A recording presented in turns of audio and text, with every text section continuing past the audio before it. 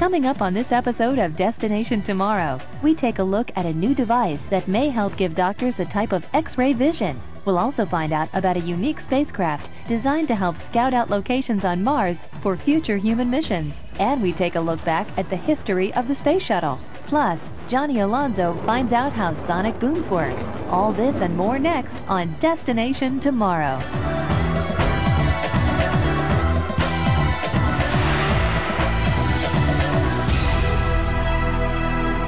Hello everyone, I'm Kara O'Brien, and welcome to this edition of Destination Tomorrow.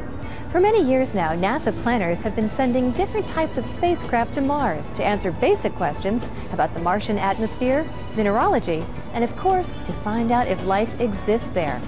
Although these missions have been very successful in answering key scientific questions, it has been determined that we need to change our focus towards issues relating to human factors.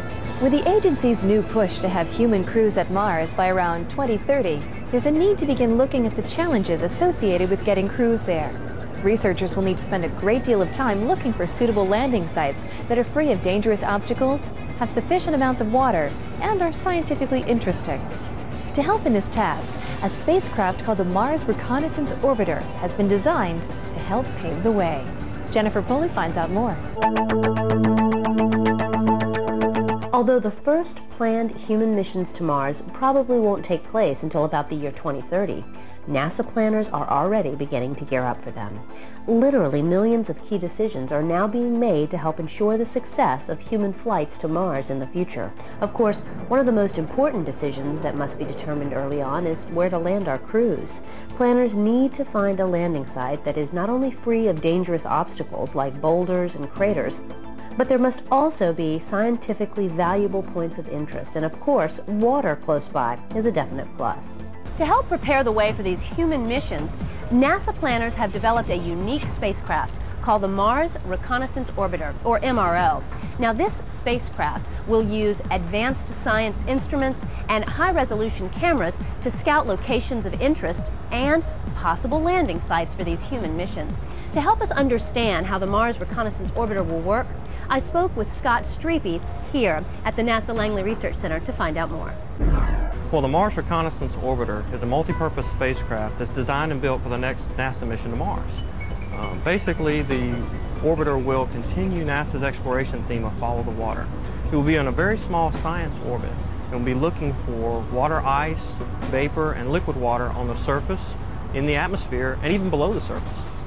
Also, it'll be able to take some of the highest resolution pictures ever taken of Mars, and from that, NASA scientists can evaluate potential landing sites for future robotic and human missions. Also, after the primary science mission is completed, it will become a communication relay for future Mars missions. So how is the MRO mission different from other missions to Mars? Well, this particular mission has a high-resolution camera on board. It will take more detailed pictures than we've ever been able to take before. Carrying the most powerful telescopic camera ever flown to another planet, the Mars Reconnaissance Orbiter will be able to show surface features on Mars as small as a kitchen table. This high-resolution camera will provide a wealth of information about possible landing sites by photographing the Martian surface in unprecedented detail. Now, how is this high-resolution camera different from other cameras used on other missions? Well, this will be able to show things on a much smaller scale than we've ever been able to get on Mars. You can get details of boulders and surface features that we've not been able to take with pictures. For example, they'll lead me investigations to try to go and find the Mars rovers that are currently there, and maybe even look for some of the spacecraft that we lost previously to see if we can better understand why those didn't complete successfully. Because the camera and 5 other science instruments will produce huge amounts of data every day, the MRO has been designed to send information at 10 times the rate of any previous Mars mission. An added benefit to the MRO is that it will continue to be used as a communications platform for robotic missions of the future, long after its initial 24-month science phase is complete. It also has a new suite of instruments that we've never brought, except for some instruments that will continue to look at the weather patterns of Mars to understand how the weather impacts the motion of the water on the surface and in the atmosphere. Now, Scott, what is your role in the Mars Reconnaissance Orbiter mission? Well, I lead a team of NASA engineers that supports the Jet Propulsion Laboratory's navigation team during the aerobraking phase. Here at NASA Langley, we have unique capabilities in aerodynamics, aerothermodynamics, thermal analysis, and flight mechanics. We're bringing all that in to help the Mars Reconnaissance Orbiter mission during that critical aerobraking phase. Aerobraking sounds like aeronautics and braking. I'm assuming this has something to do with slowing the vehicle down? Aerobraking is a technique that you can reduce the size of a spacecraft's orbit without using very much fuel. And in fact, the Mars Reconnaissance Orbiter, when it arrives at Mars, will use its engines to put itself into a fairly large elliptical orbit. Instead of using additional fuel to make that a smaller orbit, what it will do is skim the upper atmosphere of Mars over a period of 6 months. And every time it goes through the atmosphere, it'll lose some of its orbital energy through atmospheric drag. But you have to be careful, because if you go too deep in the atmosphere, you could cause major components to overheat and thus damage them. By using aerobraking at Mars, MRO is able to save hundreds of pounds of fuel. And what that means is we don't have to send all that weight from Earth to Mars, and we can use maybe a smaller rocket or use that weight for something else like the science instruments. So Scott, what is the expected length of this mission? Well, after aerobraking finishes, the primary science mission lasts 1 Martian year, which is about 24 Earth months. After that's completed, that's when it will become a communication relay for future missions. Now, the term reconnaissance means that you're looking for something. You said you're looking for water. What else are you searching for? It'll help the NASA scientists investigate future potential landing sites for other robotic missions, but also for the human missions that are coming. So Scott, finally, what are your overall expectations for the MRO mission? I'm really excited about the MRO mission. Not only do you have subsurface radar, very high resolution images, the search for water in all 3 forms, looking at the weather patterns, and the ability to send detailed information to and from future landers. I think MRO is uniquely positioned to be able to not only expand our knowledge of Mars, but also continue our recent success at Mars. The Mars Reconnaissance Orbiter is scheduled to take about 7 months to reach Mars and an additional 21 months to take its measurements. But researchers believe that it will continue to be a valuable communications platform for many years to come.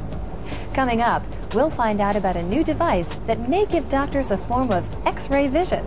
But first, did you know that one big concern for future human missions to Mars is the Martian dust? Because Mars has a very thin atmosphere and has about 1/3 the gravity of Earth, the dust on Mars reacts differently to wind than the dust here on our home planet.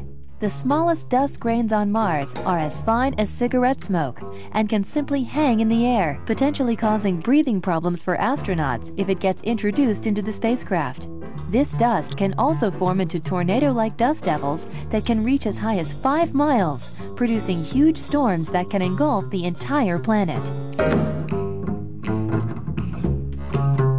NASA is known for its breakthrough technology in aeronautics and space, but few people realize how important NASA research has been in advancing medical technologies. Although this research rarely specifically attempts to develop these technologies, many of its discoveries are spun off and used in the creation of new medical devices. One of the latest inventions that has benefited from research performed at NASA is something called ARTEMIS. This new device has the potential to make some surgeries much safer and will help to save lives. I had the opportunity to visit the laboratory at Analytical Mechanics Associates to help understand how ARTEMIS will work.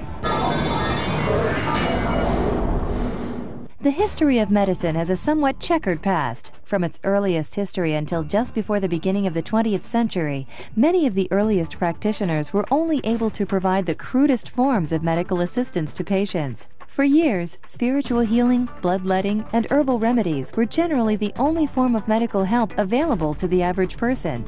But this began to change in the late 1800s as advancements in medical practices began to move at a rapid pace. Perhaps one of the most important advancements during that time was the development of the X-ray in 1895. With this device, doctors finally had the ability to peer inside the human body without having to perform surgery. Since that time, this unique machine has proven to be invaluable, allowing doctors a 2-dimensional view inside of the patient. Although this technology has been a revolution, the 2-dimensional pictures were not appropriate for all types of soft tissue imaging, such as those used in cancer diagnosis and in heart procedures. So, in 1973, the introduction of the CAT scan again revolutionized the way doctors could see inside patients. This device for the first time allowed doctors a 3-dimensional view of the body and was especially helpful in looking at soft tissue. So what's the next revolution? Currently, researchers using NASA technology are developing a device that could give doctors a type of X-ray vision. Using a CAT scan in conjunction with virtual reality, researchers have developed the augmented reality technology for minimally invasive surgery, or ARTEMIS. This system may soon be helping to make surgeries much safer and much less invasive. I spoke with Bishant Shanawaz of Analytical Mechanics Associates to help us find out how ARTEMIS may be used in the future.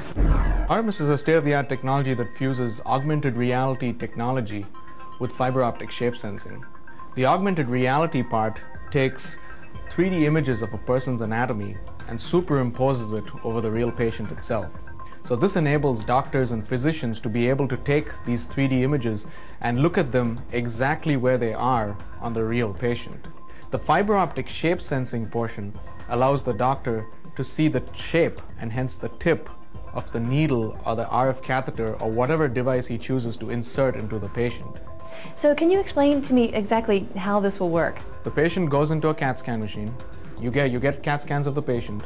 You assemble that into a 3D model. You then take the 3D model and project it onto the screen. You then register the 3D model over the actual patient, and then the doctor can see where exactly the organs are. You then stick the needle in with this fiber optic shape sensing technology from Luna Innovations. You insert it into the patient. Once the doctor inserts the needle into the patient, the doctor can see where the needle is going.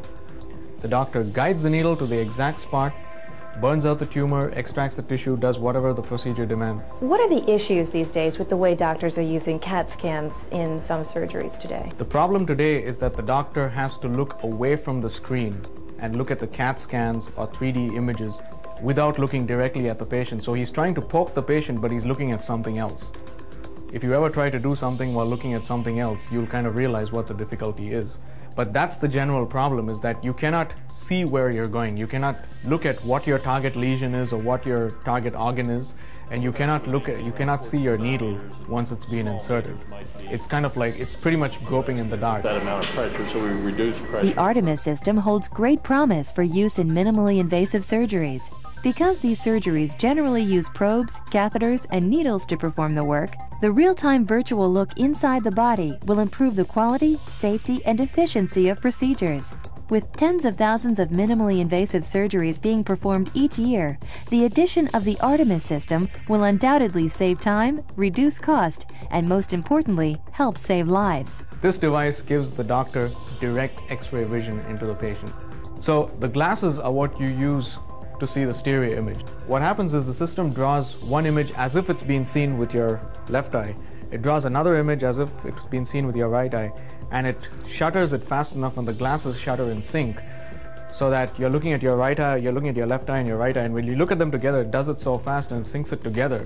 That way it looks like you're looking at a 3D image in real life. Now, what types of NASA technology was used to help you develop this? As you know, with NASA, we've used virtual reality and visualization for ergonomic design of the space shuttle and for different other types of aerospace concepts. We've decided to take that technology and extend it to the realm of augmented reality and apply that to medicine. Very excited about this technology. It's actually, we're pretty sure that it can actually make minimally invasive surgical procedures a lot safer. It's going to make medical care from that perspective a lot less expensive.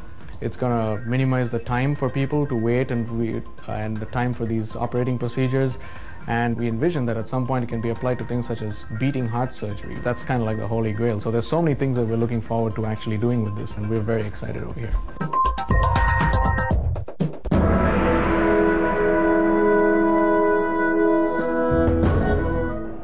Towards the end of the Apollo program, NASA officials were already thinking about what would be next for the American space program. At that time, the rockets used to place astronauts and equipment into space were designed to be used only once. Although effective, NASA planners decided that they needed a system that was less expensive, reliable, and perhaps most of all, reusable. The idea of a reusable space shuttle that could launch like a rocket and land like an airplane was appealing, and would soon change the way astronauts were traveling into space. The Space Shuttle was born on January 5, 1972, when President Richard Nixon authorized the development of reusable vehicles for space exploration. The project became known officially as the Space Transportation System, or STS. It was based on a piloted spacecraft boosted into orbit by a reusable launch vehicle that could return to Earth like an airplane, ready to be used again on short notice. This new vehicle consisted of 3 primary elements: a delta-winged orbiter spacecraft,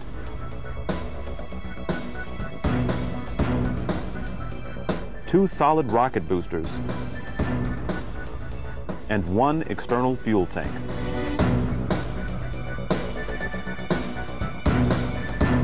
Over a 10-year span, 5 orbiters were built, including the test vehicle named Enterprise, and the 4 space orbiters, Columbia, Discovery, Atlantis, and Challenger.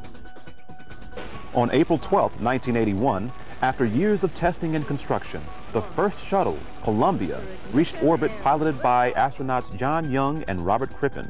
The first 4 shuttle flights were collectively called the Orbital Flight Test Program and demonstrated how the spacecraft performed under real spaceflight conditions. During these first 4 flights, NASA tested the shuttle as a launch vehicle, habitat for crew members, freight handler, instrument platform, and aircraft. After the 4th landing, NASA declared the shuttle ready for operation. Since that time, the shuttle program has performed well over 100 missions and has accomplished a number of monumental achievements.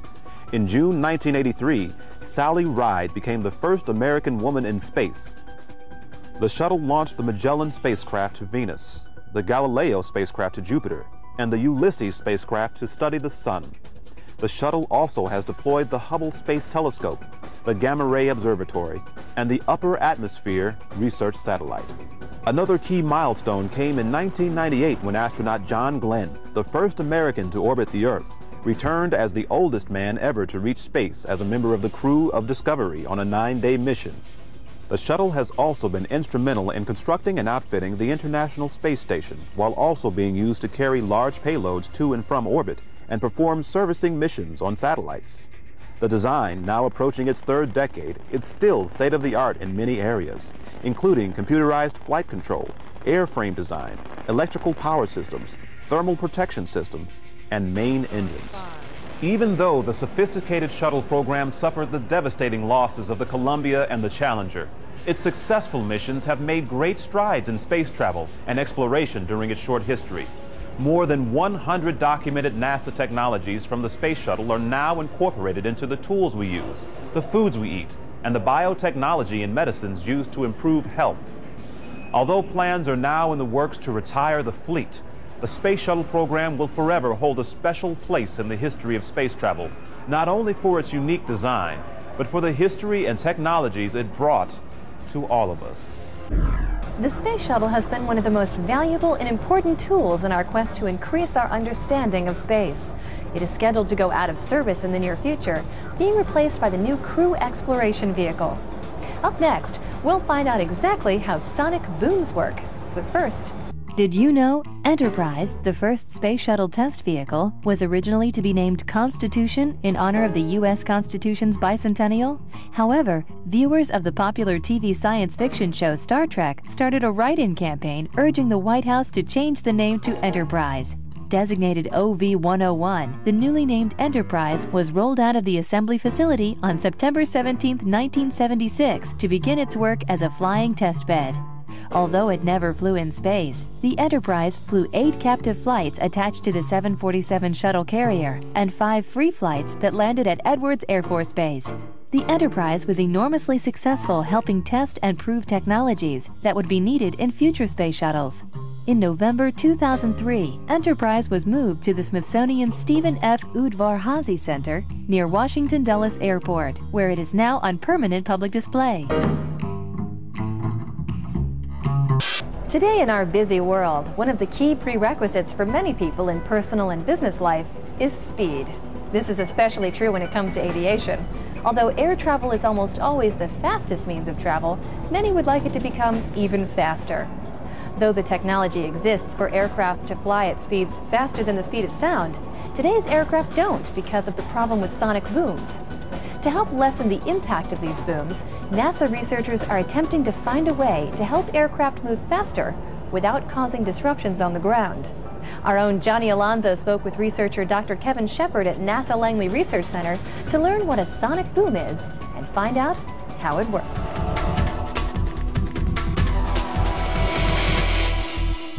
In the early days of flight, having an aircraft that could fly even as fast as 30 miles per hour seemed revolutionary. But a goal that pushed virtually every aircraft designer, engineer, and pilot at that time was to find a way to increase the speeds of their aircraft. As new designs began to emerge, aircraft were continually getting stronger, safer, and above all, faster. By the mid-1940s, aircraft technology had advanced to the point that breaking the sound barrier was finally in sight. After numerous attempts and failures, the world's first sonic boom was heard on October 14, 1947, when Chuck Yeager flew the X-1 aircraft into history over the desert near Edwards, California. From that point on, military and civilian test pilots were regularly breaking the sound barrier in fighter aircraft and in specialized test vehicles like the X-15. But it wasn't until 1976 that civilian passengers finally got their chance to fly supersonically, with the introduction of the famed Concorde. The Concorde had the ability to fly at over 11 miles high, 1,350 miles per hour, and travel from Paris to New York in only 3.5 hours. Unfortunately, one of the major drawbacks from the Concorde's incredible speed was the amount of noise it produced. Not only was it noisy when taking off and landing, but once it reached supersonic speeds, it created a very loud sonic boom. Sonic booms are so disconcerting to most people on the ground that commercial aircraft have only been given the clearance to break the sound barrier over water.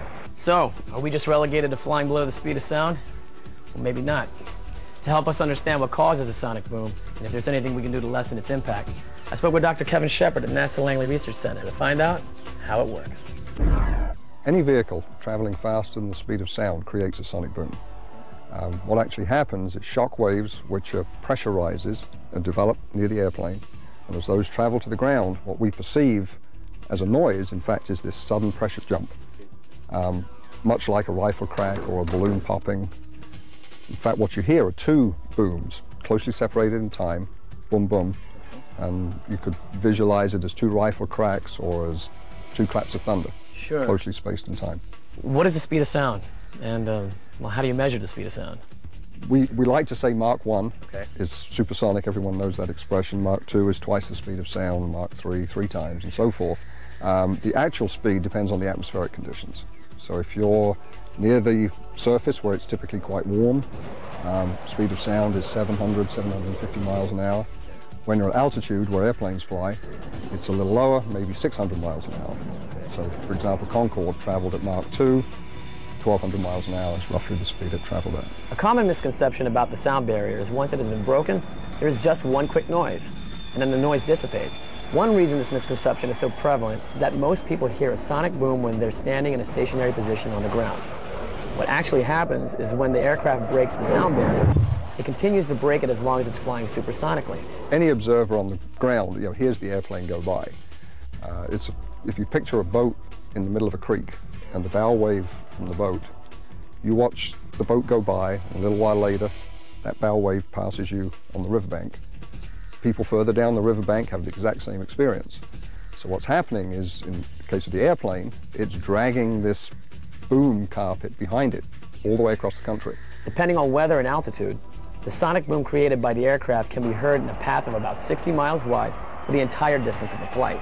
So, if an aircraft is flying from New York to Los Angeles, the sonic boom will be heard consistently across the country in a 60-mile wide path. This is the foremost reason supersonic flights are not allowed to fly over land in the United States. Yeah, most people find the sonic boom unacceptable. These are two loud sounds. They're startling, they're annoying, they tend to shake buildings, rattle windows, and so based on experience with Concorde, for example, it just doesn't happen. There is no commercial overland supersonic flight. But revolutionary steps now being taken by NASA may change that in the future. So Dr. Shepard, are we stuck with the fact that we'll never be able to fly over land at supersonic speed? We're hopeful that's not the case. The current programs we're working on are aimed at allowing supersonic overland flight. The hope we have is based on a recent flight test which demonstrated that we can in fact shape the airplane in such a way that we can shape the sonic boom and it sound different, sound more acceptable. This has been known in theory for 40 plus years, but it was only demonstrated within the last couple of years with a real flight vehicle. Now that's part of the story. The real issue is, can we get the boom low enough for people to find it acceptable? We think we can reduce it. Can we reduce it enough? We're hopeful, and we're hoping we'll have a flight demonstrator within the next few years. So, Dr. Shepard, how do you test sonic booms? I mean, is it always in flight, or can you also test it on land? We'd love to do it in flight. Okay. But building vehicles, as you can imagine, is very expensive, and you don't get to do it very often. So if you've got a theory that this kind of vehicle will make a different kind of boom than this, yeah, we'd like to build the vehicles, but that's not going to happen. So in terms of figuring out what people might find acceptable, we simulate the sonic booms using ground-based simulators, which are basically loudspeaker systems, where we can produce the sounds that would be developed by certain vehicle types. Sure. And that's the simulators that we have here at Langley. They're being used for that, because we hope that will guide the design of the airplanes to ultimately lead to an acceptable sonic boom. Can you give me some examples of what you test in these simulators? These simulators are basically loudspeaker-based systems, so we can make sounds, and we can design them to make sounds that sound very much like real sonic booms. We bring in human test subjects, members of the public, and in essence they give us their opinion. You know, this sonic boom versus another, which actually corresponds to one airplane versus another, because we're trying to design airplanes to give us the right sonic boom. And so the characteristics of the boom is what they're assessing with their ears. If we can solve the sonic boom problem, then we can have supersonic flight over land. People and goods can get from place to place quicker, because our overall aim here is to make the air transportation system more efficient, safer, in this case faster, but also environmentally acceptable. That way we save time, we save money, we have a more efficient system. That's it for this edition of NASA's Destination Tomorrow. I'm Kara O'Brien. For all of us here at NASA, we'll see you next time.